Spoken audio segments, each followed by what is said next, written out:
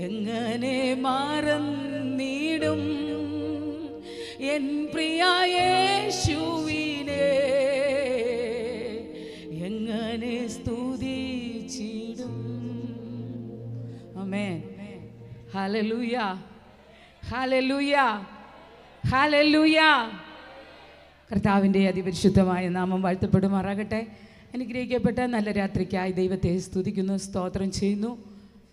ഇന്ന് രാത്രി ഈ വേദിയിൽ ഇങ്ങനെ നിൽക്കുവാൻ ദൈവം എനിക്കൊരവസരം തന്നത് ഓർത്ത് ഞാൻ എൻ്റെ ദൈവത്തിന് നന്ദി പറയുന്നു. ഇന്ന് രാത്രി എനിക്ക് ഒത്തിരി സന്തോഷമുണ്ട്. ഈ NDC പ്രവർത്തനത്തിൻ്റെ നേതൃത്വം കൊടുക്കുന്ന പ്രിയ അങ്കിള്, അതുപോലെ തന്നെ പ്രിയ മാത്യു അങ്കിള്, ജയനങ്കിള്, ഇവരുടെയൊക്കെ കൂടെ ഒരു വേദി പങ്കിടുവാൻ എൻ്റെ ദൈവം എനിക്ക് തന്ന വിലയേറിയ ശ്രേഷ്ഠന്മാരായ ദൈവദാസന്മാർ എൻ്റെ പിന്നിലുണ്ട്. ബിജോ പാസ്റ്റർ, ഇവരോടൊക്കെ കൂടെ നിന്ന് ഒരു വേദി നിൽക്കുവാൻ ദൈവം എനിക്ക് എൻ്റെ ജീവിതത്തിൽ തന്ന ഒരവസരത്തിനായി ഞാൻ ദൈവത്തിന് നന്ദി പറയുന്നു. ഞാനിപ്പോൾ ഇവിടെ നിന്നുകൊണ്ട് ഓർക്കുന്നു, എൻ്റെ ജീവിതത്തിൽ ദൈവം എനിക്ക് അല്പം പ്രയാസവും അല്പം കഷ്ടവും വേദനയൊക്കെ ജീവിതത്തിൽ തന്നത് ഇവിടെ നിർത്താനായിരുന്നു. ഇങ്ങനെ ഒരു 4 വർഷം കൺവെൻഷൻ നടന്നു, ഒരു ദിവസം പോലും ഇവിടെ കയറാൻ കഴിഞ്ഞില്ലെങ്കിൽ ഈ 4ാമത്തെ വർഷം എന്നെ ഇവിടെ കയറ്റി നിർത്താനാ കർത്താവ് എന്നെ രോഗിയാക്കിയത്.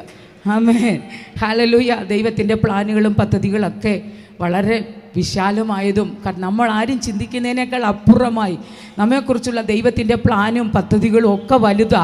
ഹല്ലേലൂയ. ഞാൻ ഓർപ്പിക്കട്ടെ, കർത്താവിൻ്റെ വേലയുടെ മുഖത്ത് ഈ കുമ്മളി പട്ടണത്തിൽ കടന്നു വന്നിട്ട് ഏകദേശം 18 വർഷത്തോളമാകുന്നു. ഒത്തിരി പ്രയാസങ്ങളിൽ കൂടെ, വേദനകളിൽ കൂടെ, നിന്ദകളിൽ കൂടെയൊക്കെ കടന്നുപോയി. എന്നാൽ അവിടെയൊന്നും തകർന്നു പോകാതെ സ്വർഗത്തിലെ ദൈവം ഞങ്ങളെ പരിപാലിപ്പാനായിട്ട് ഇടയായി തീർന്നു. നാൾക്ക് നാൾ ദൈവസഭയുടെ വളർച്ച കാണുവാൻ ഓരോ ദിവസവും ദൈവം ഞങ്ങളെ സഹായിച്ചു.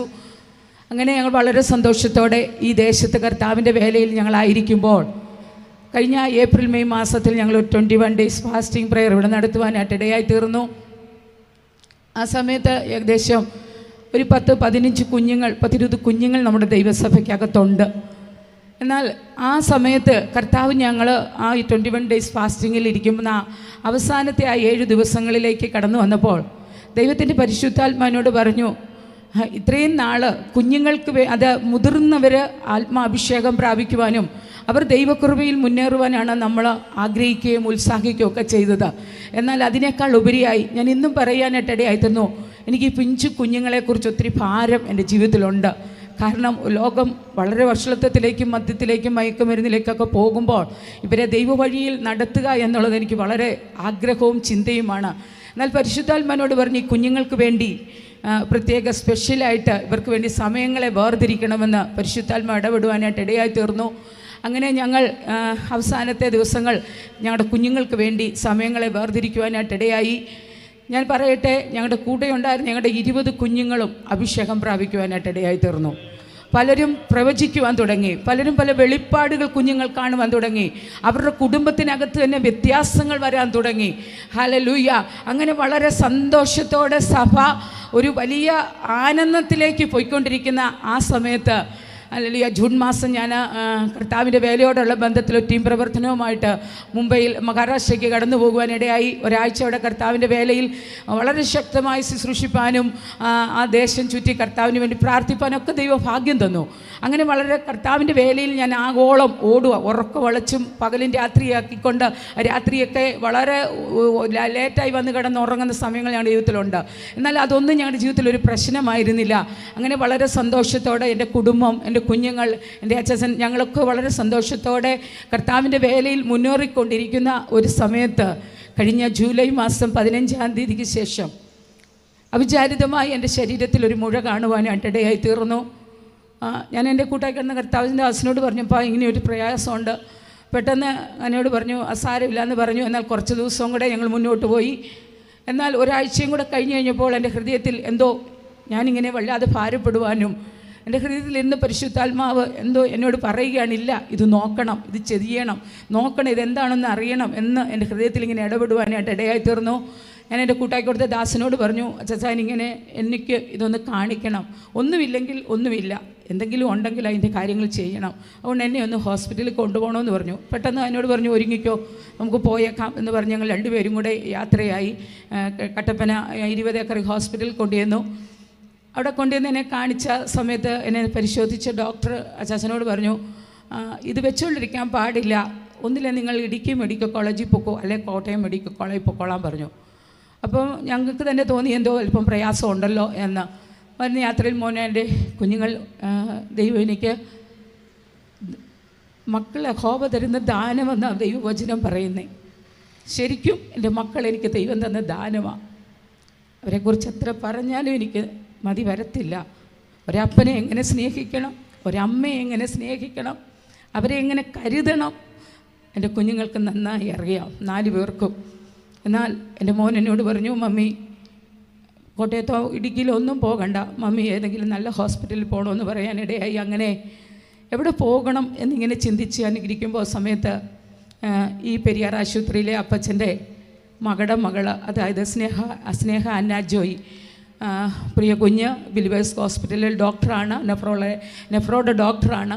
പെട്ടെന്ന് ഞാൻ സ്നേഹമോളെ വിളിച്ചു, മോനെ ആൻറ്റിക്ക് ഇങ്ങനെ ഒരു പ്രയാസം ഉണ്ടല്ലോ എന്ന് പറഞ്ഞപ്പോൾ എന്നോട് പറഞ്ഞു, നാളെ രാവിലെ തന്നെ ആൻറ്റി ഹോസ്പിറ്റലിൽ എത്തണം എന്നോട് പറഞ്ഞു.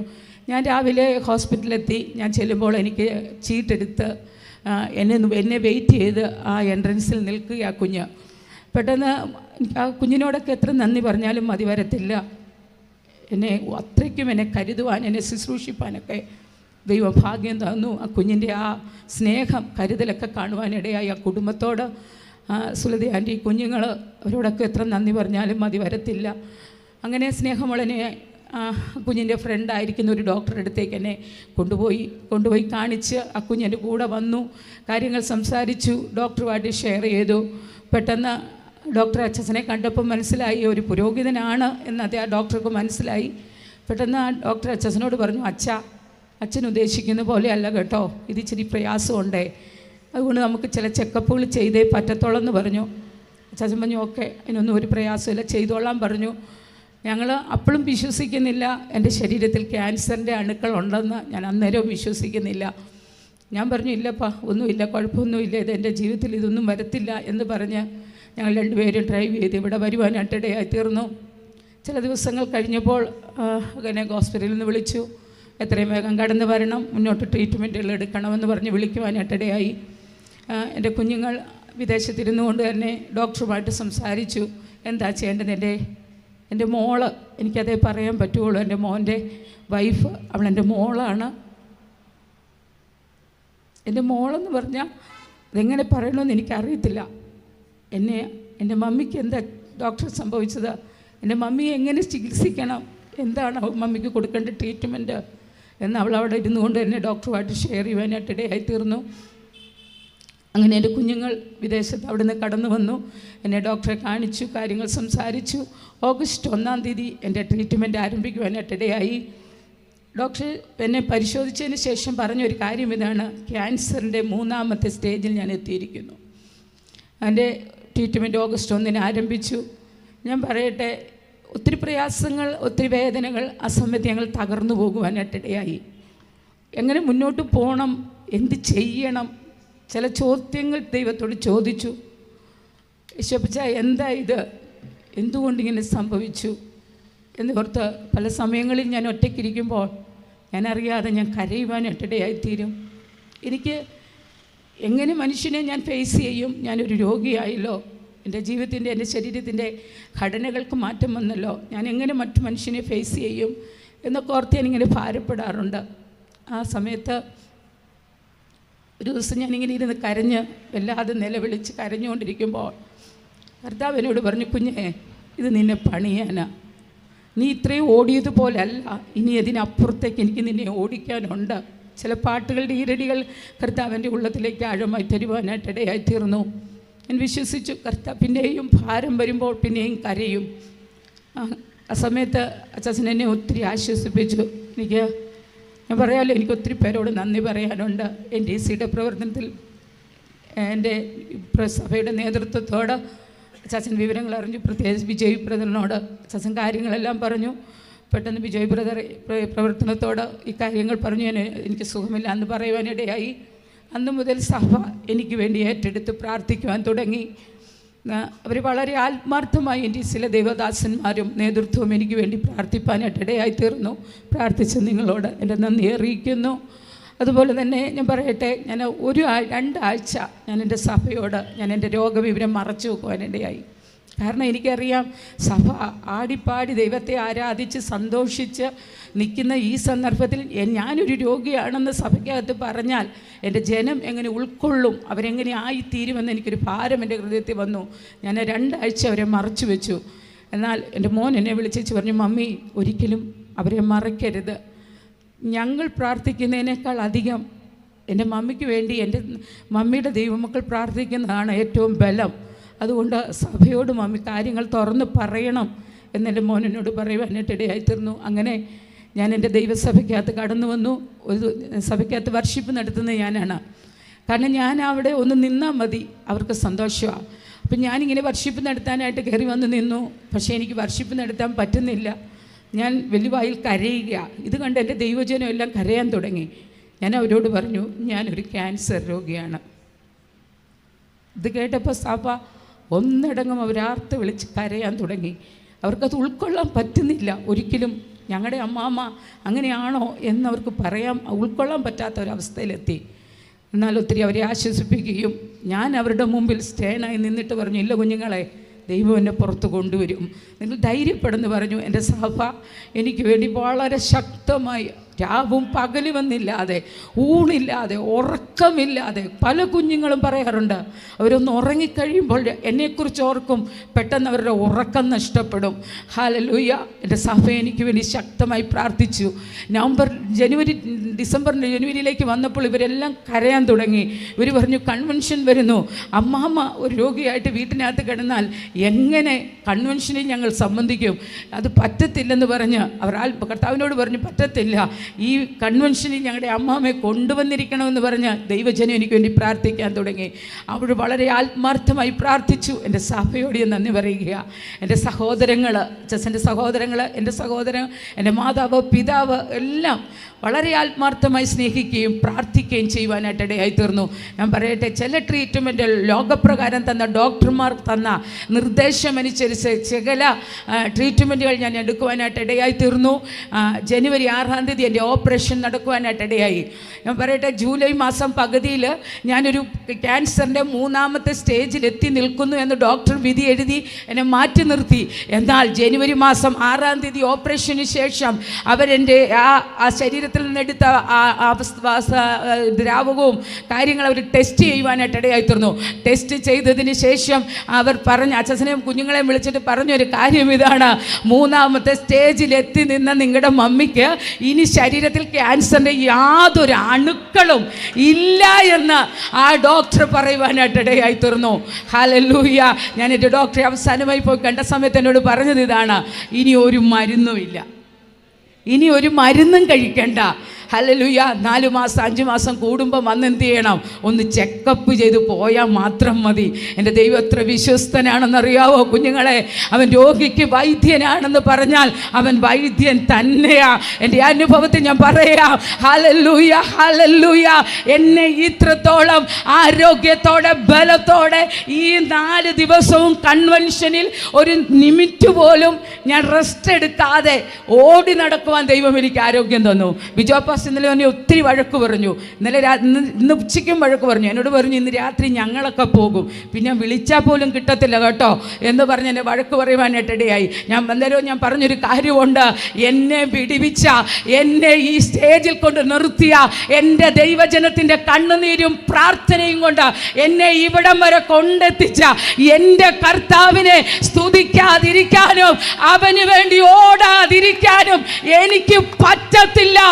ആയുസ്സുള്ള കാലത്തോളം, ആരോഗ്യമുള്ള കാലത്തോളം, ഹല്ലേലൂയ, ഞാൻ പറയുന്നു, എവിടെയെങ്കിലും അതേ കർത്താവിൻ്റെ വേലയുടെ മുഖത്ത് അവിടെ വെച്ച് വീണ് മരിക്കുന്നതാണെങ്കിൽ അതുവരെയും ഓടാൻ ഞാൻ തയ്യാറാണ്. ഒറ്റ ലക്ഷ്യമേ ഉള്ളൂ, നശിച്ചു പോകുന്ന ചിലതിനെ കർത്താവിന് വേണ്ടി നേടിയെടുക്കണം. Hallelujah, hallelujah. ഞാൻ പറയട്ടെ, ഈ കുമളി പട്ടണത്തിലെ എല്ലാ ദൈവദാസന്മാരും കുടുംബങ്ങളും സഭയും ഒക്കെ എൻ്റെ രോഗവിവരം അറിയുവാനായിട്ട് ഇടയായി തീർന്നു. എൻ്റെ കുമളി പട്ടണത്തിലെ എല്ലാ ദൈവദാസന്മാരും എന്നെ കണ്ട പലരും പറയുവാനായിട്ട് ഇടയായി. കഴിഞ്ഞ ദിവസം അച്ഛനോട് പറഞ്ഞു, കത്തും കൊണ്ട് ചെല്ലുന്ന സമയത്തൊക്കെ ദൈവദാസന്മാർ ചോദിക്കാറുണ്ട്, ആൻറ്റിക്ക് എങ്ങനെയുണ്ട്, ആൻറ്റിക്ക് എങ്ങനെയുണ്ടെന്ന്. എനിക്കറിയാം, അവരെനിക്ക് വേണ്ടി പ്രാർത്ഥിപ്പാനായിട്ട് ഇടയായി. പ്രാർത്ഥിച്ച നിങ്ങളോടുള്ള നന്ദി ഞാൻ അറിയിക്കുകയാണ്. നിങ്ങളിൽ ഒരു കൂട്ടുവേലക്കാരി എന്ന വണ്ണം എന്നെ കണ്ട് എനിക്ക് വേണ്ടി നിങ്ങൾ പ്രാർത്ഥിച്ചതിന് ദൈവം നിങ്ങളെ ധാരാളമായി അനുഗ്രഹിക്കുമാറാകട്ടെ. അതുപോലെ തന്നെ ഞാനിപ്പോൾ നിന്ന് പ്രവർത്തിക്കുന്ന ഒരു ടീമുണ്ട് ഞങ്ങൾക്ക്. അതായത് ക്രിസ്ത്യൻ ലേഡീസ് ഫെലോഷിപ്പ് എന്ന് പറയുന്ന ഒരു ലേഡീസിൻ്റെ ഒരു ടീമുണ്ട്. ഒത്തിരി സഹോദരിമാർ കേരളത്തിൻ്റെ 14 ജില്ലകളിലും അതിൻ്റെ പ്രവർത്തനമുണ്ട്. അതിന് നേതൃത്വം കൊടുക്കുന്ന പ്രിയ ശീലാദാസ് എന്ന് പറയും, പ്രിയാൻ്റെയാണ് അതിന് നേതൃത്വം കൊടുക്കുന്നത്. എന്നാൽ അതിൻ്റെ ഒരു ചെറിയ പങ്ക്, ഒരു ചെറിയ ഉത്തരവാദിത്വം എൻ്റെ മേൽ പരമേൽപ്പിക്കപ്പെട്ടിട്ടുണ്ട്. എന്നാൽ ആ സമയത്ത് ഞാൻ ഈ അവസ്ഥയിലൂടെ കടന്നു പോകുന്ന പ്രാരംഭ സമയത്ത് എനിക്ക് ആരോട് പറയാൻ പറ്റും? അല്ലല്ലോ, എനിക്ക് മനസ്സ് തുറന്നൊന്ന് പറയാൻ ആരുമില്ല. അല്ലല്ലൂയ, ഒരു വ്യക്തിയോടെങ്കിലും ഇതൊന്ന് തുറന്ന് പറഞ്ഞ് കരഞ്ഞാൽ മതിയെന്ന് ഞാൻ ചിന്തിക്കുന്ന സമയത്ത് ഒരു ദിവസം പ്രിയ ആൻറ്റിയെ ഞാൻ വിളിക്കാനായിട്ടിടയായി. വിളിച്ചേച്ച് ഞാൻ പറഞ്ഞു, ആൻറ്റി ഞാൻ ഈ ഒരു അവസ്ഥയിലാണ്, ഞാനിങ്ങനെ ഇതാണ് എന്നെക്കുറിച്ച് ഡോക്ടർ പറഞ്ഞിരിക്കുന്നത്. പെട്ടെന്ന് ഒരു അമ്മയെ ആശ്വസിപ്പിക്കുന്നത് പോലെ എൻ്റെ അടുത്ത് എന്നെ നിന്നിട്ട് എന്നെ ഒത്തിരി സ്നേഹിച്ചിട്ട് പറഞ്ഞു, കുഞ്ഞെ നീ കരയരുത്, നീ ഭാരപ്പെടരുത്, അല്ലെങ്കിൽ നിന്നെ കർത്താവിന് വേണ്ടി അധികം പ്രയോജനപ്പെടുത്താനാ ഈ ഒരു അവസ്ഥയെ കൊണ്ട് നിർത്തിയിരിക്കുന്നതെന്ന് പറഞ്ഞ് എന്നെ ആശ്വസിപ്പിച്ചു. എന്നിട്ട് ഞാൻ ഇങ്ങനെ പറഞ്ഞു, ഓരോ ദിവസവും അതിരാവിലെ എഴുന്നേൽക്കുമ്പോൾ ആൻറ്റി എനിക്കൊരു മെസ്സേജ് ഇട്ട് എനിക്ക് വേണ്ടി ഒന്ന് പ്രാർത്ഥിക്കണേ എന്ന് പറയുവാനായിട്ട് ഇടയായി തീർന്നു. ഉടനെ അന്ന് മുതൽ ഇന്ന് രാവിലെ വരെ ഞാൻ മിക്ക ദിവസങ്ങളിലും എൻ്റെ കിടക്കയിൽ കിടന്നുകൊണ്ട് ഹല്ലേലൂയ ഞാൻ ആൻറ്റിയുടെ പ്രാർത്ഥനയും വോയിസും കേട്ടിട്ടേ എഴുന്നേൽക്കാറുള്ളൂ മിക്ക ദിവസങ്ങളിലും. ഹല്ലേലൂയ അത്രത്തോളം ആത്മാർത്ഥതയോടെ ആ പ്രവർത്തനത്തിന് രാവിലെ 5 മണി മുതൽ രാത്രി 11:30 വരെ പ്രയറുണ്ട്. ഓരോ സമയങ്ങളിൽ ഓരോ സെക്ഷനുകളിൽ കയറി പ്രാർത്ഥിക്കുന്നവരുണ്ട്. ഹല്ലേലൂയ. എൻ്റെ രോഗവിവരം അറിഞ്ഞ സമയം മുതൽ അവരുടെ ഓരോ സെക്ഷനുകളിൽ പല സെക്ഷനുകളിൽ ഞാൻ കയറുമ്പോൾ ഞാൻ കേൾക്കുന്ന ഒരു വാചകം ഇതാണ്, കർത്താവേ ഞങ്ങളുടെ അനിമോൾ സിസ്റ്ററെ പുറത്തു കൊണ്ടുവരണേ, ആ രോഗത്തിൽ നിന്നൊരു സൗഖ്യം കൊടുക്കണേ, ഒരു വിടുതൽ കൊടുക്കണേ എന്ന് പറഞ്ഞ് എനിക്ക് വേണ്ടി പ്രാർത്ഥിപ്പാനായിട്ടിടയായി. ആ പ്രവർത്തനത്തോട് ഹല്ലേലൂയ എനിക്ക് എത്ര നന്ദി പറഞ്ഞാലും മതി വരത്തില്ല. ഹല്ലേലൂയ. അതുപോലെ ഒത്തിരി പേര് എനിക്ക് വേണ്ടി പ്രാർത്ഥിപ്പാനായിട്ടിടയായി തീർന്നു. എൻ്റെ അച്ഛനും എൻ്റെ കുഞ്ഞുങ്ങളും. എനിക്ക് എത്ര അവരോട് നന്ദിയല്ല, എൻ്റെ കടപ്പാടാണ്. എൻ്റെ രോഗവിവരം അറിയുന്ന സമയത്ത് എൻ്റെ മോള് ദുബൈയിൽ ജോലിക്ക് വേണ്ടിയിട്ട് അവളുടെ വിസ പുതുക്കി 2-3 ദിവസമേ ആയുള്ളൂ. ഒരു എക്സാം എഴുതാൻ വേണ്ടി അവൾ അതിന് വേണ്ടി അഡ്മിഷനും എടുത്തു. എന്നാൽ ആ സമയത്താണ് പപ്പ വിളിച്ച് ഇന്ന പോലെ കാര്യങ്ങൾ പറയുന്നത്. പെട്ടെന്ന് എൻ്റെ മോള് പറഞ്ഞു, അവളുടെ മോനോട് പറഞ്ഞു, കുഞ്ഞേട്ടായി എനിക്ക് നാട്ടിൽ പോകണം, എൻ്റെ മമ്മിയെ നോക്കണം എന്ന് പറഞ്ഞ് ആ സമയത്ത് തന്നെ അവൾ അവിടെ നിന്ന് കയറുവാനായിട്ടിടയായി. കഴിഞ്ഞ 7 മാസം എൻ്റെ കൂടെ നിന്ന് ഇനി ഒത്തിരി ശുശ്രൂഷിപ്പാനായിട്ടിടയായി തീർന്നു. ഞാൻ പറയാം, പെൺകുഞ്ഞുങ്ങളെ അത് അവളുടെ ജീവിതത്തിൽ അനുഗ്രഹമാണ്. ഒരമ്മയെ എങ്ങനെ ശുശ്രൂഷിക്കണം, എങ്ങനെ കരുതണമെന്ന് അവൾ നന്നായി പഠിക്കുവാനിടയായി. എൻ്റെ മക്കൾ 4 പേരും, എൻ്റെ മോന് എന്നെ, ഞാൻ പറഞ്ഞല്ലോ, എന്നെ ഓരോ സമയത്ത് ഒരു കൊച്ചു കുഞ്ഞിനെ കൊണ്ട് നടക്കുന്നത് പോലെ എനിക്ക് വേണ്ട സമയത്ത് ഭക്ഷണം, വേണ്ട സമയത്ത് വെള്ളം എല്ലാം എനിക്ക് എടുത്തു തന്നെ നന്നായി സംരക്ഷിപ്പാനായിട്ടിടയായി തീർന്നു. ഞാനിവിടെ നിൽക്കുന്നത് കർത്താവിൻ്റെ കരുതലും വിടുതലുമാണ്. എന്നാൽ അതിനേക്കാൾ ഉപരി എൻ്റെ കുടുംബത്തിൻ്റെ സപ്പോർട്ടാണ്. നല്ലൊരു സപ്പോർട്ട് എനിക്ക് ലഭിക്കുവാനിടയായി. എൻ്റെ അച്ചാച്ചൻ, ഞാൻ രാത്രി കീമോ ഇട്ടിട്ട് രാത്രി 9 മണിക്കാണ് ഞങ്ങൾ വാഹനമെടുത്ത് ബിലിവേഴ്സ് ഹോസ്പിറ്റലിൽ നിന്ന് ഇറങ്ങുന്നത്. അവളിവിടെ വരുമ്പോൾ 12:30-1 മണിയാകും. വാഹനം ഓടിച്ചിട്ട് രാത്രി കൊണ്ടുവന്ന് എന്നെ ഇവിടെ ആക്കിയതിന് ശേഷം ഒത്തിരി എന്നെ ശുശ്രൂഷിപ്പാനായിട്ടിടയായി തീർന്നു. കാരണം ഇങ്ങനെയാണ് പറഞ്ഞത്, എൻ്റെ ദേവദാസിയെ അല്ലെ എൻ്റെ അനിമോളെ എനിക്ക് പഴയതുപോലെ തിരിച്ചു വേണം. കർത്താവിനോട് പറയാൻ തുടങ്ങി, എനിക്ക് പഴയതുപോലെ അവളെ തിരിച്ചു തരണമെന്ന് പറഞ്ഞ് പ്രാർത്ഥിക്കുന്ന സാഹചര്യം ഞാൻ കേൾക്കാറുണ്ട്. എന്നാൽ ഇന്ന് രാത്രി കർത്താവിന് ഇത്രത്തോളം ബലത്തോടെ, ആരോഗ്യത്തോടെ, സൗഖ്യത്തോടെ നിങ്ങളുടെ മുമ്പിൽ നിൽക്കാൻ ദൈവം എനിക്കൊരവസരം തന്നതോർത്ത് ഞാൻ എൻ്റെ ദൈവത്തിന് നന്ദി പറയുന്നു. എനിക്ക് ഇപ്രകാരം വേദി ഒരുക്കി തന്ന എൻ്റെ സംഘടനയോട്, പ്രവർത്തനത്തോട് നന്ദി അറിയിക്കുന്നു. ദൈവം എല്ലാവരെയും ധാരാളമായി അനുഗ്രഹിക്കട്ടെ.